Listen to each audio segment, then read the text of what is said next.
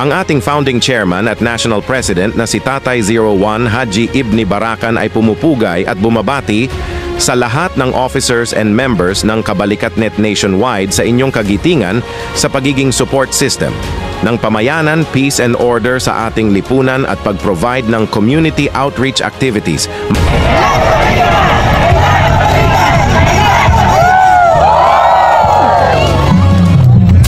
Kabalikat para sa kapwa, sa pamayanan, sa lipunan, ilap kabalikat. Ang learning and growing ay isang mahalagang aspeto ng pagiging isang kabalikat medic responder. Narito ang ilang mga paraan kung paano ang mga kabalikat medic responder ay maaaring matuto at lumago. Mga paraan ng pagkatuto at paglago. 1. Pagdalo sa mga training at seminar. Ang mga kabalikat medic responder ay maaaring magdalo sa mga training at seminar upang matuto ng mga bagong kasanayan at kaalaman. 2. Pagbabasa ng mga aklat at artikulo. Ang mga kabalikat medic responder ay maaaring magbasa ng mga aklat at artikulo upang matuto ng mga bagong kasanayan at kaalaman. 3. Pagkakaroon ng mga mentor. Ang mga kabalikat medic responder ay maaaring magkaroon ng mga mentor na maaaring magbigay ng mga payo at gabay. 4. Pagkakaroon ng mga kasamahan. Ang mga kabalikat medic responder ay maaaring magkaroon ng mga kasamahan na maaaring magbigay ng mga suporta at pag-asa. 5. Pagkakaroon ng mga kaganapan. Ang mga kabalikat medic responder ay maaaring magkaroon ng mga kaganapan na maaaring magbigay ng mga karanasan at kaalaman. Mga halimbawa ng pagkatuto at paglago.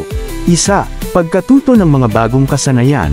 Ang mga kabalikat medic responder ay maaaring matuto ng mga bagong kasanayan tulad ng paggamit ng mga medical equipment at pagbibigay ng mga first aid. 2. Paglago ng mga kaalaman. Ang mga kabalikat medic responder ay maaaring lumago ng mga kaalaman tulad ng pag-unawa sa mga medical condition at pagbibigay ng mga tamang paggamot. 3. Pagkakaroon ng mga kaganapan. Ang mga kabalikat medic responder ay maaaring magkaroon ng mga kaganapan tulad ng mga emergency response at mga medical mission. Mga kagamitan.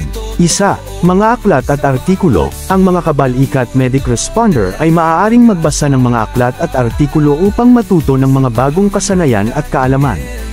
2. Mga online course. Ang mga kabalikat medic responder ay maaaring mag-enroll sa mga online course upang matuto ng mga bagong kasanayan at kaalaman. 3. Mga medical equipment. Ang mga kabalikat medic responder ay maaaring magamit ng mga medical equipment upang matuto ng mga bagong kasanayan at kaalaman.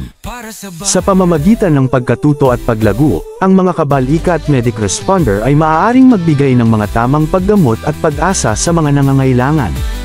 Kabalikat medic refers to a group or organization providing medical assistance, and malasakit sa kapwa is a Filipino phrase meaning care or concern for others. This phrase highlights the importance of compassion, empathy, and kindness in healthcare, especially among first responders who provide critical care in emergency situations.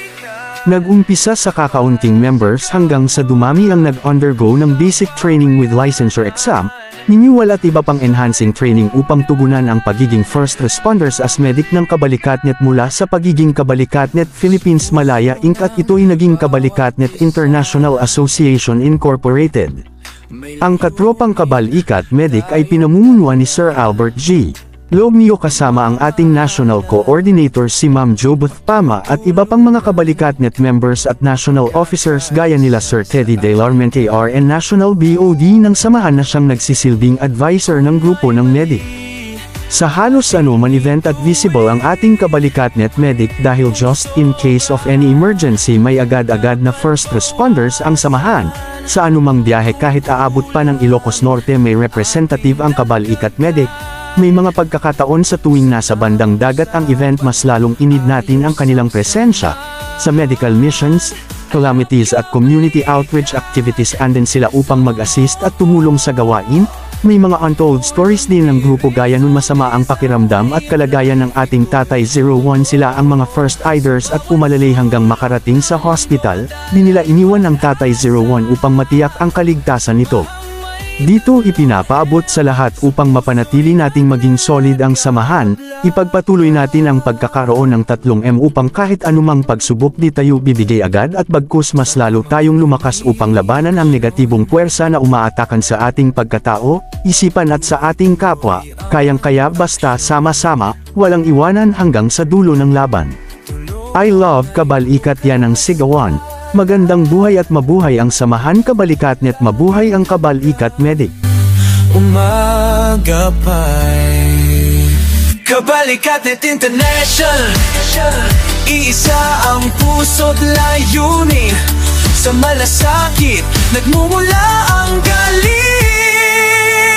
I love Kabalikat, kasama mo ako.